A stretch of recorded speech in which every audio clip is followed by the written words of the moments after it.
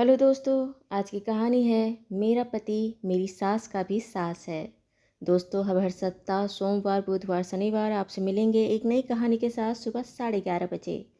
आज कीर्ति और रमन की शादी हुए पूरे 5 साल हो गए थे। दोनों पति पत्नी का जीवन बहुत ही सफल खुशियों से भरपूर था।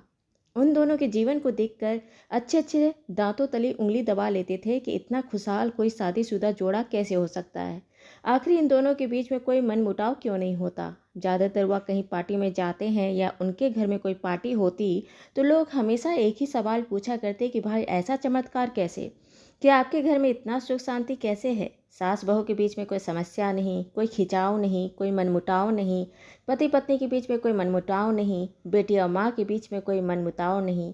ऐसा कैसे हो सकता है। ज़्यादातर हमेशा होता है कि बेटे की शादी के बाद माँ को लगता है कि बेटा उनसे थोड़ा दूर हो गया और उनके बीच खिंचाव थोड़ा आ ही जाता है। भले बेटे के मन में हो ना हो, लेकिन कहीं ना कहीं माँ के मन में यह बात आता है कि बेटा अब उनका नहीं रहा। बहू उनसे उनका बेटा छीन ली और बहू सोचती है कि बेटा अपनी माँ से ज़्यादा ना घुला मिला रहे, नहीं तो वह उन्हीं का सुनेगा, मेरी तो कोई कदर ही नहीं होगी। लेकिन आपके घर में ऐसा नहीं है, ऐसा कैसे हो गया। अमन बस मुस्कुरा कर रह जाते और कहते कि भगवान की कृपा है कि मुझे शांति बख्शी है। लेकिन कीर्ति के पास एक शानदार कहानी थी जो उनके घर की हकीकत थी। उसकी कहानी सुनकर कुछ लोग हंसते भी थे और कुछ लोग सही में अमन के समझदारी का दाद भी देते थे। कीर्ति कहती कि हमारे घर में इतनी सुख शांति और प्यार इसलिए है क्योंकि उसका पति अमन मेरी सास का भी सास है। कीर्ति के कहने का मतलब किसी को समझ नहीं आता। मतलब पूछने पर कीर्ति कहती कि जब मैं शादी कर इस घर में 5 साल पहले आई तो सब कुछ बहुत अच्छा रहा था। अमन मुझे कभी कुछ नहीं कहे, कुछ बोले नहीं, कहते जो तुम्हारी मर्जी है वह तुम करो, तुम्हें कोई रोक टोक नहीं। मैं भी बहुत खुश थी। मेरी शादी को हुए 1.5 महीना हुआ था कि सासू जी से मुझे पता चला कि सासू जी की बहन की बेटी हमारे यहाँ पर 1 साल के लिए रहने आ रही है। वह जो पढ़ाई कर रही है उसका इस शहर में अच्छी कोचिंग है तो वह इस शहर में कोचिंग लेने आ रही है, लिहाजा वह 1 साल हमारे साथ ही रहेगी। मैं नई नई शादी कर आई थी, लिहाजा मैं दबे जबान में अपने पति को कही कि घर में इतना जगह भी नहीं है, हमारा इतना बड़ा घर भी नहीं है, 24 घंटा हमारे बीच में रहेगी, 10-15 दिन का भी काम नहीं है, पूरे 1 साल यहाँ रहेगी। हमारे घर का कुछ भी बात होगा वह एक घर से दूसरे घर जाएगा और फिर बाहर में काना फूसी होगी, या ठीक नहीं होगा, ऐसा मुझे लगता है। अमन मुझे देखे कहे कि यह मेरी माँ का घर है, उनका जो भी मन होगा वह कर सकती है, हमें बोलने का कोई अधिकार नहीं। उनका पूरा अधिकार है अपना फैसला लेने का, और मैं कुछ नहीं कह पाई।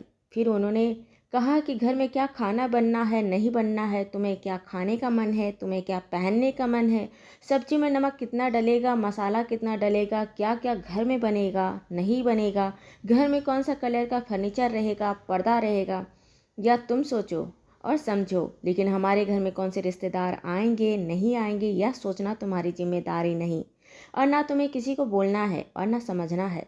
तुम्हें कुछ कहना है जो किसी और से जुड़ा हुआ है, या फिर कोई ऐसी बात जो बहुत बड़ी है, तो वह तुम अपने सासू जी से या ससुर को बोलने की जगह पर तुम मुझे बोलेगी। मैं उस चीज़ के बारे में बात करूँगा। इस तरह हमारी शादी के हुए 3 दिन हुए थे। घर में मेरी सासू जी ने मेरे लिए अपने घर में छोटी सी कार्यक्रम मुंह दिखाई रखी थी। कॉलोनी की औरतों से मेरा मुंह दिखाई हुआ, पड़ोसियों की महिलाओं ने मुझे कुछ कुछ तोहफा दिए, 2-4 गाने हुए, ढोल बजे, बहुत मज़ा आया। इतने में लगभग अमन घर आए। अमन जी सीधे अपने कमरे में चले गए। कार्यक्रम खत्म होने के बाद मेरी सासू माँ मेरे कमरे में आई। उस समय मैं किचन में थी। शोभना जी बोली कि मैंने सुना कि 2 दिन बाद तुम्हारे ससुराल के कुछ रिश्तेदार आ रहे हैं और तुम उनको घुमाने के लिए बाहर ले जा रहे हो, उनके लिए गाड़ी बुकिंग की है। अमन कहे हाँ, मैं गाड़ी बुकिंग कर लिया, वह आ रहे हैं और मैं यहाँ यहाँ उन्हें घुमाने के लिए ले जा रहा हूँ, अच्छा है ना।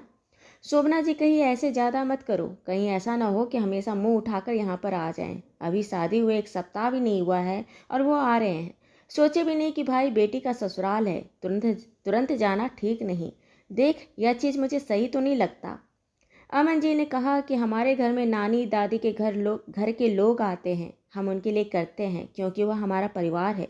उसी तरह मेरा शादी होने के बाद से कीर्ति का परिवार भी मेरा परिवार है, मेरे रिश्तेदार हैं, उन्हें मुझे भी उतना ही मान सम्मान और इज्जत देना है। मैं जानता हूँ कि वह आ रहे हैं तो मुझे क्या करना चाहिए और क्या नहीं करना चाहिए, इसलिए इसमें मुझे नहीं लगता कि मैं कुछ गलत कर रहा हूँ। एक बात और मैं आपसे कहना चाह रहा हूँ कि आपकी बहू आपके घर में क्या बनाए, आपका पसंद का क्या करे, आपका पैर दबा दे, आपकी मालिश करे, आपके नाश्ते में क्या होना है, बाहर क्या होना है, आपके रिश्तेदारों में आपकी बहू कैसे रहे, किससे बोले किससे नहीं बोले, वहाँ आपका बोलने का अधिकार है और आप बोलो। आपको बोलना भी चाहिए, आपको अपनी बहू को सिखाना भी चाहिए। लेकिन मुझे अपने रिश्तेदारों में किसके घर जाना है या मुझे अपनी पत्नी के परिवार में से या उसके रिश्तेदारों से कैसा रिश्ता रखना है, क्या करना है नहीं करना है, यह आप मत बोलिएगा। इसका फैसला मैं लूँगा। और रही बात, अगर आपको आपकी बहू का लगता है कि बहू के परिवार में से उसका किसी से रिश्ता कैसे रखना है, उसको बाहर में क्या करना चाहिए क्या नहीं करना चाहिए, अगर ऐसी बातें हैं तो आप उसे बोलने की जगह पर आप मुझे बोलिएगा, मैं उसे बोलूँगा और मैं उसे अपनी तरीके से बोलूँगा। फिर उसने कहा कि पड़ोसी या दूसरी औरतों के नमक मिर्ची लगी बात सुन सुन के अपने घर में उस चीज़ को मत लाना और अपने घर में कलेश करने की ज़रूरत नहीं है। अमन जी शुरुआत में ही अपनी पत्नी और अपनी माँ दोनों को बोल दिए थे कि कुछ भी मामला हो, पत्नी और माँ दोनों को एक दूसरे से कुछ नहीं कहना है। अमन उसे अपनी तरह से उसे संभालेगा।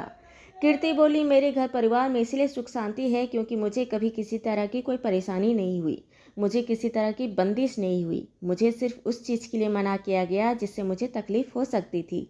सही कहूँ तो मेरा पति मेरी सास का भी सास थे, इसलिए हमारे घर में इतनी सुख शांति और खुशहाली है क्योंकि मेरा पति कभी अपनी माँ को यह ख्याल नहीं आने दिया कि उसका बेटा उसकी शादी के बाद से अपनी बीवी के पल्लू बंध गया या उसके हाथ से निकल गया या उन्हें ध्यान देना छोड़ दिया या उनकी जिम्मेदारियों से मुंह मोड़ दिया। और मुझे उनसे कभी यह शिकायत नहीं रही कि मेरी शादी के बाद तुमने मुझे कभी नहीं ध्यान दिया या तुमने या तुम्हारी माँ ने मुझे ऐसा बोल दिया, तुम्हारे घर परिवार में मुझे ऐसा बोला गया और तुमने मेरा साथ नहीं दिया या तुम मेरे साथ खड़े नहीं हुए। मुझे उनसे कभी कोई शिकायत नहीं रही। अमन अपनी माँ और पत्नी को किसी बात पर एक दूसरे के सामने आने ही नहीं दिए। जो भी बात हो मुझे बोलो, मैं बात करूँगा। यही कारण है हमारे घर में सुख शांति रहा। दोस्तों, ये कहानी आपको अच्छी लगी है तो इसे लाइक करें, शेयर करें, सब्सक्राइब करें और मिलते हैं एक नई कहानी के साथ एक छोटे से ब्रेक के बाद। धन्यवाद।